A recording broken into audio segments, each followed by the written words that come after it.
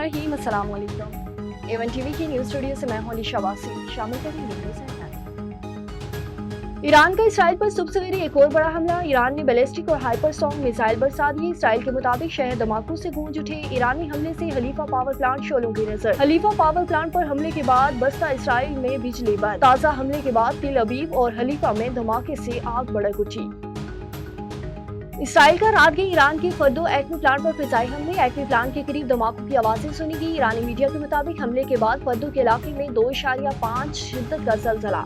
सेहूनी तैयारों ने ईरानी मिसाइल अड्डों को भी खत्म कर दिया।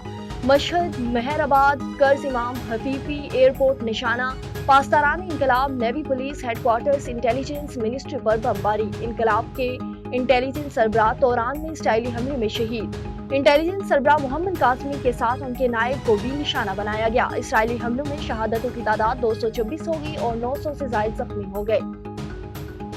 उम्मीद है ईरान और इसराइल में मायदे हो जाएंगे। ईरान और इसराइल जंगबंदी कर सकते हैं। ईरान इसराइल को पाकिस्तान और भारत की तरह मायदा करना चाहिए। अमेरिकी सदर डोनाल्ड ट्रंप ने वाज़ेह किया कि अमेरिका इसराइल के दिफा में इसकी हिमायत करेगा। खलीज ताउन कौंसिल का हंगामी इजलास आज रियाज में तलब। इसराइली जारियत आलमी कवानीन की खिलाफवर्जी करार। आलमी बरादरी किरदार अदा करने का मुतालबा। और हालत जंग में मुज़ाकरात नहीं करेंगे। ईरान ने सालिस कतर और अमान का मौक़िफ़ से आगाह कर दिया। वसीतर जंग का खदशा मजीद बढ़ गया है। ईरानी हुकाम के मुताबिक इसराइली हमलों के जवाब के बाद ही मुज़ाकरात की तरफ बढ़ेंगे। न्यूज़ स्टूडियो से फिल वक्त के लिए इतना ही। मजीद किसी भी खबर से बाखबर रहने के लिए देखते रहिए A1 टीवी। A1 टीवी, सब पे नजर, अंदर की खबर।